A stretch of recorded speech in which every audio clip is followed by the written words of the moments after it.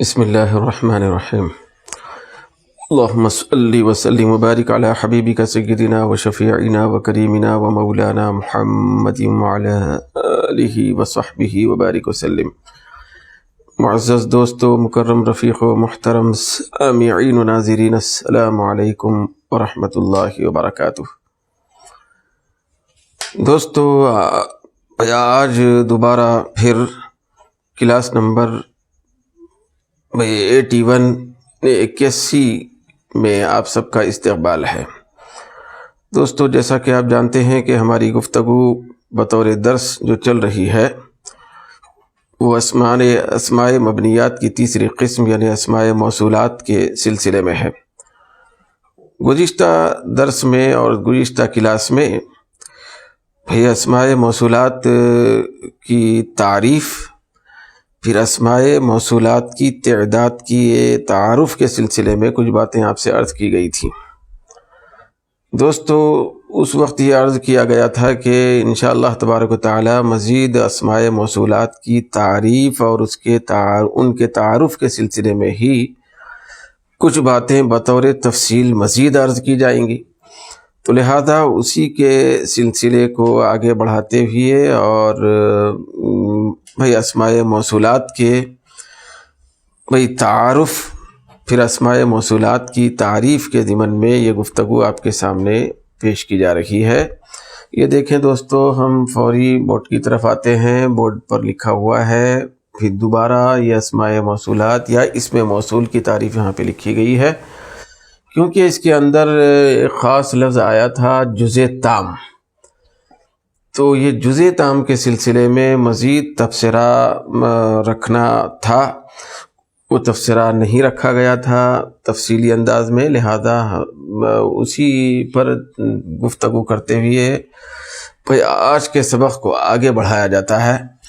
دوستو، پھر میں دوبارہ سے اسم موصول کی تعریف آپ کے سامنے پڑھنے جا رہا ہوں۔ دیکھیں، اسم موصول وہ اسم مبنی ہے جو صلے کے بغیر جملے کا جزء تام بننے کی صلاحیت نہیں رکھتا ہے۔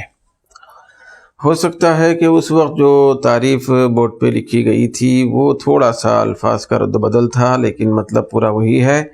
دیکھیں دوستو، اسم موصول وہ اسم مبنی ہے، مطلب یہ ہے کہ اسم موصول جو ہوتا ہے وہ اصل مبنی ہوتا ہے، اصل میں وہ معرب نہیں ہوتا ہے۔ اس کے بعد یہ الفاظ لکھے گئے تھے دوستو، جو صلے کے بغیر جملے کا جزء تام بننے کی صلاحیت نہیں رکھتا ہے۔ صلے کے بغیر جملے کا جزء تام نہیں بن سکتا، تو وہ اسم جو ہوتا ہے اسی کو اسم موصول کہتے ہیں۔ مطلب یہ ہے کہ ایسا مبنی اسم جو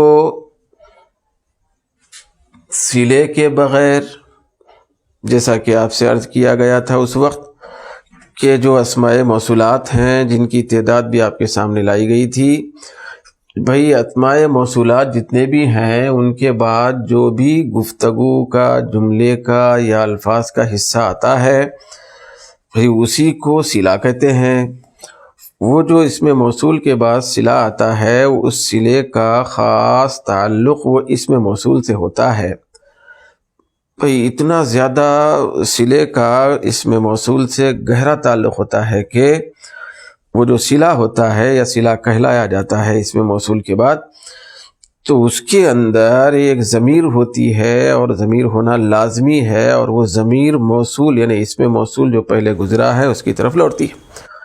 بہرحال میں نے اس سے پہلے عرض کیا تھا کہ جس طرح مضاف کے بعد مضاف الیہ ہوتا ہے، مبتدا کے بعد خبر ہوتی ہے، پھر موصوف کے بعد صفت ہوتی ہے، ٹھیک اسی طریقے سے دوستو اسم موصول کے بعد صلہ ہوتا ہے۔ تو صلے کے بغیر اسم موصول کا کوئی خاص تصور نہیں ہے، اور اسم موصول کے بغیر وہ صلے کا بھی کوئی خاص تصور نہیں ہے۔ تو لہذا دوستو یہاں ہم آگے بڑھتے ہیں۔ دیکھیے، جو صلے کے بغیر جملے کا جزء تام بننے کی صلاحیت نہیں رکھتا، تو اس کو اس میں موصول کہتے ہیں۔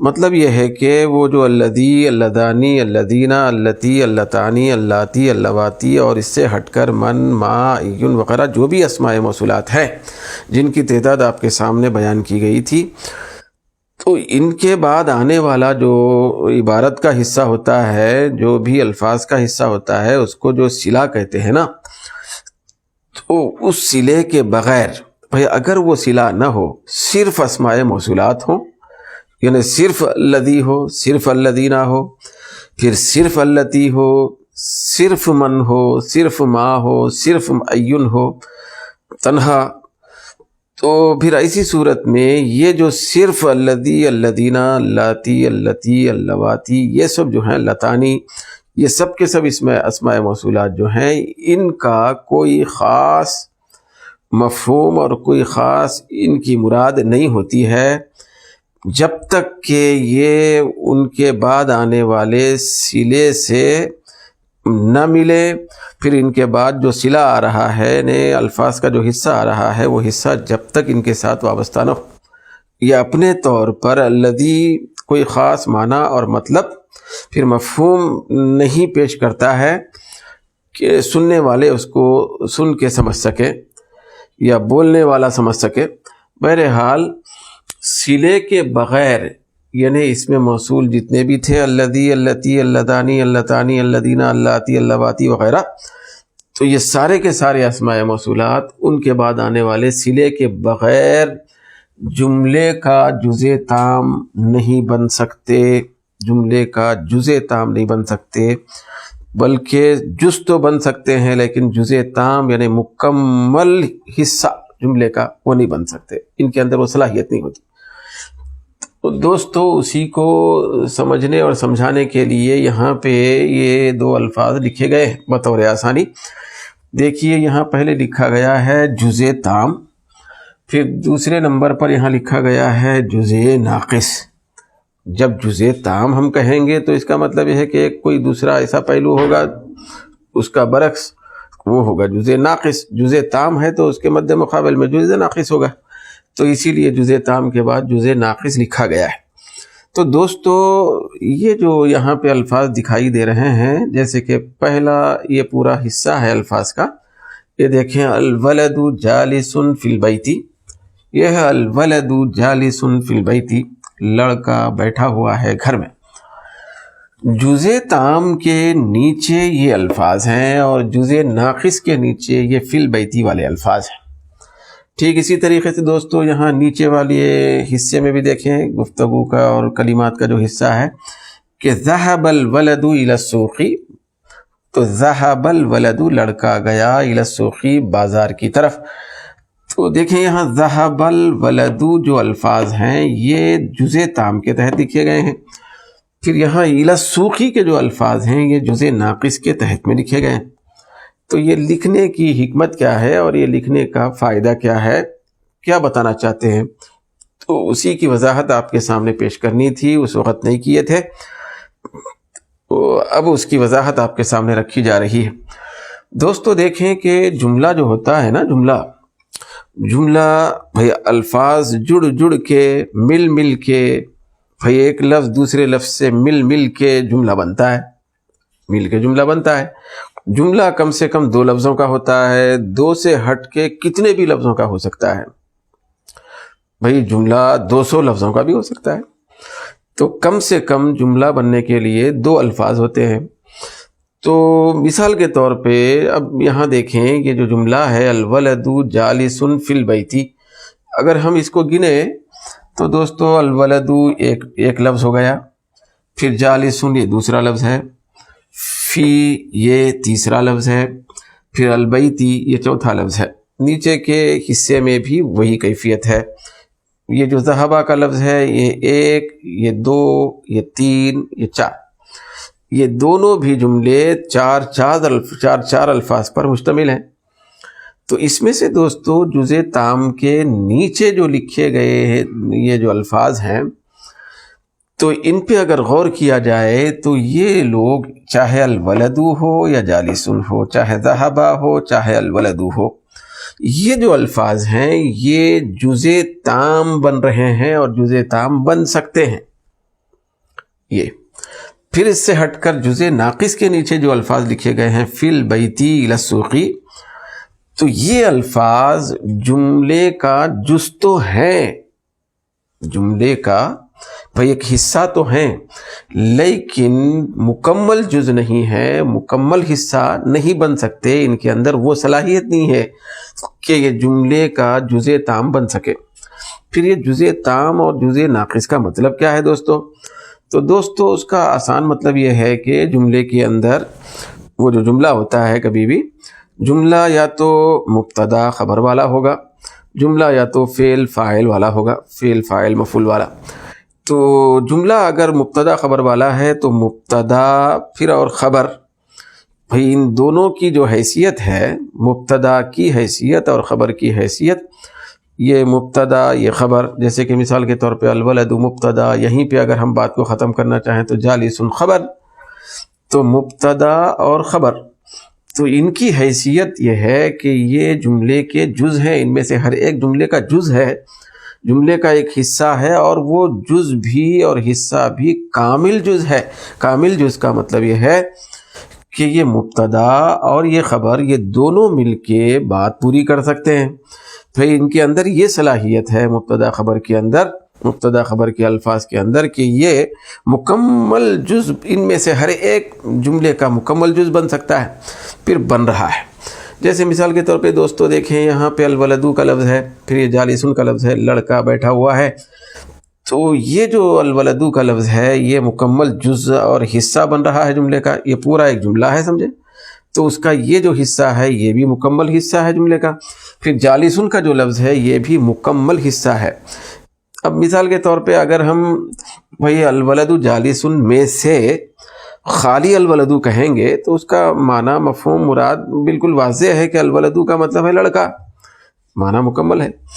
پھر اس کے ساتھ ساتھ جالسن ہے، جالسن کا مطلب ہوتا ہے بیٹھا ہوا، تو یہ بھی ایک حصے کو الگ کر کے بھی اگر بولیں تو اس کا کوئی نہ کوئی مفہوم اور مطلب بنتا ہے. لیکن یہ کیفیت یہ بازو میں نہیں ہے، جزء ناقص کے نیچے لکھے ہوئے الفاظ میں نہیں ہے. دیکھیے یہاں پہ فی البیتی، بھائی اس سے اس کو جوڑنا ہے، یہ 4 الفاظ پر مشتمل مکمل جملہ ہے. تو ان میں سے جو یہ بھی جز، یہ بھی جز، یہ بھی جز، یہ بھی جز ہے، مگر یہ ایسے اجزاء ہیں جملے کے کہ ان کی حیثیت مکمل جز کی ہے، مکمل حصے کی ہے، ناقص حصے کی نہیں ہے. یہاں پہ یہ 2 الفاظ جو ایسے ہیں، یہ جیسے بطور خاص دیکھیں، مثال کے طور پہ یہ فی کا لفظ ہے، فی بھی جملے کا جز ہے، حصہ ہے اس کا فی الوقت، لیکن یہ ایسا حصہ نہیں ہے کہ اگر صرف فی کو بولا جائے اور لیا جائے تو اس کا کوئی خاص مفہوم اور خاص مطلب بنتا ہو. جیسے مثال کے طور پہ اگر فی کہیں تو اس کا معنی ہے میں، پھر اگر کوئی شخص یہ کہہ رہا میں فی، تو اس کا کوئی خاص مطلب اور مفہوم پیدا نہیں ہوتا جو ہمارے ذہن میں اچھے طریقے سے آ سکے. پھر تو لہذا یہ جو حصہ ہے، یہ جو فی ہے، تو خاص طور پہ یہ جملے کا حصہ تو ہے لیکن مکمل حصہ بننے کا کردار ادا نہیں کر سکتا، مکمل حصہ بننے کا. اب یہاں پہ دیکھیں، یہ دیکھیے مبتدا ہے، یہ خبر ہے، تو ان میں سے ہر جز مکمل حصہ بننے کی صلاحیت بن رہا ہے. پھر اسی طریقے سے دوستو یہ فی البیتی میں جو البیتی کا لفظ ہے، تو فی البیتی میں جو البیتی کا جو لفظ ہے، یہ البیتی کا لفظ یہ بھی یہاں پہ حرف جر کے بعد جو آ رہا ہے یہ بھی مکمل حصہ اور مکمل جز بننے کی صلاحیت نہیں رکھتا، یہ بھی نہیں رکھتا. اسی لیے تو دیکھیے دوستو، یہ دونوں الفاظ ملنے کے باوجود ان کا کوئی خاص مفہوم پیدا نہیں ہو سکتا. خالی اتنا اگر کوئی بول دیا اس سے ہٹ کے فی البیتی الی السوقی، گھر میں بازار تک، تو یہ کوئی خاص مفہوم اور مطلب بھئی اپنے طور پہ پیدا نہیں کر سک رہے جس سے بات پوری ہو سکے، سننے والوں کو فائدہ ہو. تو دوستو یہ جو مبتدا ہوتا ہے، خبر ہوتی ہے، فاعل ہوتا ہے، تو یہ ایسے منصب ہیں جملے کے اندر کے پائے جانے والے الفاظ کے جو منصب ہیں یہ، کہ ان کے اندر یہ شان ہے، یہ کیفیت ہے کہ یہ جملے کا صرف جز نہیں بلکہ مکمل جز بننے کی صلاحیت رکھتے ہیں، مکمل حصہ بنتے ہیں. अच्छा बड़ा हिस्सा बनते हैं मुकम्मल, फिर वो हिस्सा मिलकर जुमला पूरा हो जाता है। तो ठीक इसी तरीके से दोस्तों यहाँ नीचे के जुमले में भी ज़हबल वलदू लड़का गया, तो ये फ़ेल है, ये फ़ाइल है, तो लिहाजा इनकी जो कैफियत है अलवलदू जो फ़ाइल है, तो इसका जो मनसब है ये मुकम्मल तौर पे अपने मनसब में पूरा उतर रहा है। फिर अगर इसको हटा भी दिया जाए, इन अल्फाज को हटा दिया जाए, सिर्फ ज़हबल वलदू बोला जाए, तो इसका मतलब होगा लड़का गया। एक मफ़हूम तो बन रहा ना, लड़का गया। फिर यहाँ मफ़हूम बन रहा था, एक अच्छा मतलब पैदा हो रहा था, लड़का बैठा हुआ है। लड़का बैठा हुआ है, लड़का गया, ये दोनों मिलके, दो अल्फाज मिलके, दो हिस्से मिलकर मुकम्मल बात कर रहे हैं, मुकम्मल बात का फ़ायदा दे रहे हैं। लेकिन इससे हट के अगर ये दो अल्फाज को भी देखा जाए घर में बाज़ार तक, तो ये कोई ख़ास फ़ायदा देने वाली गुफ्तगू नहीं हो रही है और नहीं बन रही है। ये जो है मुकम्मल फ़ायदामंद जुमला नहीं बन रहा है, मुकम्मल कलाम नहीं बन रहा है। तो इसकी वजह यही है कि इनके अंदर वो सलाहियत ही नहीं है, क्योंकि ये उस मनसब में आने वाले अल्फाज नहीं हैं जो जुमले का मुकम्मल जुज़ बन सकते हो, फिर जुज़ मिलकर जुमले पूरा फ़ायदा दे सकते हो। तो लिहाजा यहाँ पे जो बयान किया गया दोस्तों कि इसमें मौसूल वो इसमें मबनी है जो सिले के बग़ैर जुमले का जुज़े ताम बनने की सलाहियत नहीं रखता है।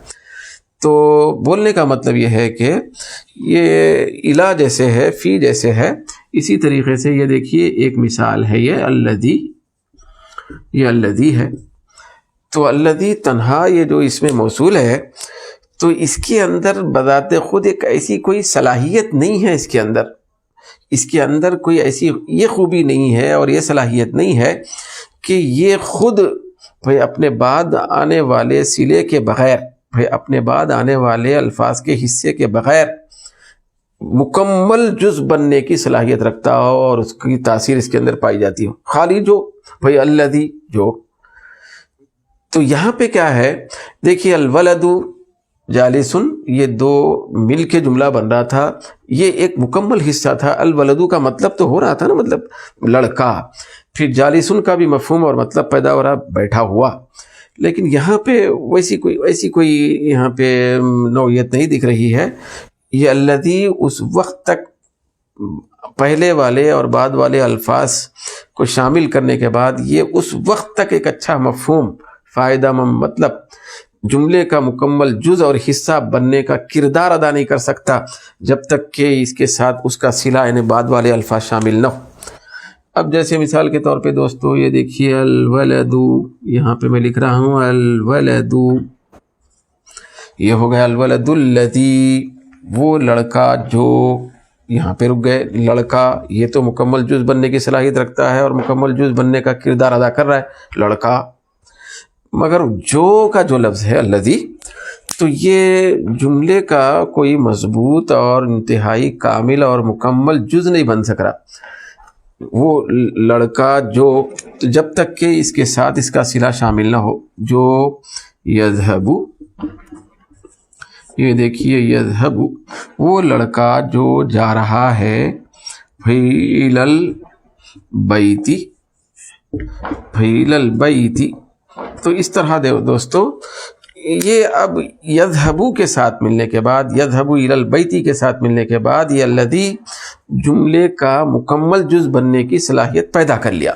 तन्हा होता तो जुज़ तो बन सकता था, जैसे कि फ़ी भी तो जुमले का एक जुज़ है, हिस्सा, लेकिन नाक़िस है।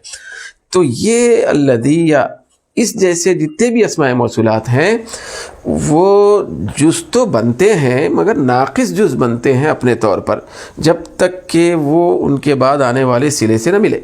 सिले से मिलने के बाद ही इनके अंदर कमाल पैदा हो जाता है, इनके अंदर ये सलाहियत पैदा हो जाती है कि ये जुमले का पूरा हिस्सा बन सकें। जैसे कि मुब्तदा एक पूरा हिस्सा है, जुमले का एक हिस्सा होता, पूरे जुमले का एक हिस्सा, जुज़ ताम, फिर ख़बर भी एक जुज़ ताम होती है, मुकम्मल हिस्सा बनने की सलाहियत रखती है। तो उस तरीक़े से वो सलाहियत इनके अंदर उस वक्त आती है जबकि इनके बाद ये सिला भी भाई आ जाए। जब तक सिले से मिले नहीं उस वक्त तक ये पूरा हिस्सा जुमले का मुकम्मल जुज़ नहीं बन सकता। तो बहरहाल दोस्तों यही मतलब होता है जुज़ ताम बनने की सलाहियत रखने का तो या न रखने का। दोस्तों उसके बाद हम आते हैं अस्माए मौसूलात, ان کی تعداد اور ان کا تعارف آپ کے سامنے آ چکا ہے۔ یہاں پہ دیکھیں اسماء موصولات کی آج ہم ایک لحاظ سے، ایک پہلو سے اس کی قسمیں پڑھنے جا رہے ہیں۔ دیکھیے اسماء موصولات کا پورا خاکہ تو آپ کے سامنے آ چکا ہے۔ یہاں پہ جو لکھا جا رہا ہے اور لکھا گیا ہے وہ یہ ہے کہ اسماء موصولات کی دو قسمیں ہوتی ہیں، دو طریقے کے اسماء موصولات ہوتے ہیں۔ بھئی ایک ہوتے ہیں خاص، دوسرے ہوتے ہیں مشترک۔ یعنی اسماء موصولات کی جتنی بھی تعداد ہے تو ان تعداد میں سے بہت سارے کچھ ایسے اسماء موصولات ہیں جو خاص ہوتے ہیں۔ خاص ہونے کا مطلب یہ ہے کہ وہ مذکر کے لیے الگ ہوتے ہیں، خاص مؤنث کے لیے الگ لفظ ہوتا ہے، پھر واحد کے لیے الگ ہوتا ہے، تثنیہ کے لیے الگ ہوتا ہے، جمع کے لیے بھی الگ ہوتا ہے۔ جیسے مثال کے طور پہ دوستو الذی ہے، یہ واحد مذکر کے لیے ہے، ایک مذکر کے لیے استعمال ہونے والا لفظ ہے۔ پھر اللذانی ہے، تثنیہ مذکر کے لیے مقرر ہے۔ پھر اسی طریقے سے اللتی ہے، واحد مؤنث کے لیے ہے۔ پھر اللتانی ہے، اللتینی ہے، یہ تثنیہ مؤنث کے لیے ہے۔ پھر الذینہ ہے، جمع مذکر کے لیے ہے۔ پھر اسی طریقے سے اللاتی، اللواتی، یہ الفاظ ہیں تو یہ بھی جمع مذکر کے جمع مؤنث کے لیے ہے۔ تو اس طرح خاص الفاظ ہیں یہ اسماء موصولات خاص ہیں۔ مطلب یہ ہے کہ مذکر کے لیے الگ ایک مستقل لفظ ہے، اور واحد مذکر کے لیے، تثنیہ مذکر کے لیے، جمع مذکر کے لیے، واحد مؤنث کے لیے، تثنیہ مؤنث کے لیے، جمع مؤنث کے لیے، سب کے لیے الگ الگ۔ بھئی ایسا نہیں ہے کہ ایک لفظ دیا گیا ہے آپ کو تو اسی لفظ سے آپ جمع بھی مراد لیں، تثنیہ بھی مراد لیں، واحد بھی مراد لیں، مذکر بھی مراد لیں اور مؤنث بھی مراد لیں، ایسا نہیں ہوتا۔ تو یہ بالکل خاص خاص الفاظ ہوتے ہیں، پھر الگ الگ خاص ہر چیز کے لیے الگ مقرر کیے گئے ہیں۔ تو اسی لیے ان اسماء موصولات کو اسماء موصولات خاصہ کہتے ہیں۔ ایسا وہ کون کون ہے دیکھیے دوستو، یہ دیکھیے یہاں لکھا گیا ہے وہ اسماء موصولات جو واحد، تثنیہ، جمع اور مذکر مؤنث ہوتے ہیں۔ بھئی الگ الگ طور پہ جیسے الذی ہے، یہ بھی اسماء موصولات خاصہ میں سے ہے، خاص اسماء موصولات میں سے ہے، جو خاص قسم ہے بھئی اسماء موصولات کی، یہ بھی خاص لفظ ہے۔ ایسا نہیں ہے کہ الذی کے تحت میں واحد مذکر کے ساتھ ساتھ واحد مؤنث بھی مراد دیا جا سکتا، ایسا نہیں۔ تو یہ مستقل طور پہ الذی ہے خاص واحد مذکر کے لیے، یہ اللتی ہے، پھر اللذانی ہے، یہ تثنیہ کے لیے، اللتانی ہے، تثنیہ مؤنث کے لیے، پھر الذینہ ہے، یہ جمع مذکر کے لیے، مذکر کے لیے خاص، جمع کے لیے، جمع مذکر کے لیے، پھر یہ الفاظ جمع مؤنث کے لیے۔ تو اس طرح خاص ہیں یہ الفاظ، خاص اسماء موصولات ہیں، تو ان کو اسی لیے کہا جا رہا ہے اسماء موصولات خاصہ، یہ کہہ سکتے ہیں خاص۔ اس سے ہٹ کر دوستو یہاں بازو میں دیکھیں مشترک۔ مشترک کا مطلب یہ ہوتا ہے کہ اس میں بھئی ایک کے ساتھ دوسرا بھی اور جمع ہو جائے، دوسرا تیسرا جمع ہو جائے، وہ مطلب بھی آ جائے اس کے اندر۔ جیسے مثال کے طور پہ دوستو یہ دیکھیے وہ اسماء موصولات جو واحد، تثنیہ، جمع، مذکر، مؤنث نہیں ہوتے، بلکہ مطلب ایک لفظ سے سب مراد ہوتے ہیں۔ بولا جائے گا ایک لفظ تو اس لفظ سے بولے جانے والے اس اسم سے، اس لفظ سے واحد بھی مراد دیا جا سکتا ہے، تثنیہ بھی مراد دیا جا سکتا ہے، جمع بھی مراد دیا جا سکتا ہے، مذکر بھی، مؤنث بھی، سب کے لیے استعمال ہوتا ہے۔ تو اسی لیے ان کو مشترک کہا جا رہا ہے۔ تو اس میں کون سے الفاظ آتے ہیں دیکھیے دوستو، کون سے اسماء موصولات آتے ہیں؟ دیکھیے من ہے، من بھی اسماء موصولات میں سے ہے۔ من ایک ایسا لفظ ہے یا ایسا اس میں موصول ہے کہ مؤنث کے لیے بھی استعمال ہوتا ہے، مؤنث کی جگہ بھی یہ رکھ سکتے ہیں، اور مذکر کی جمع بھی، جمع کے لیے بھی، تثنیہ کے لیے بھی، واحد کے لیے بھی، یہ من کا لفظ۔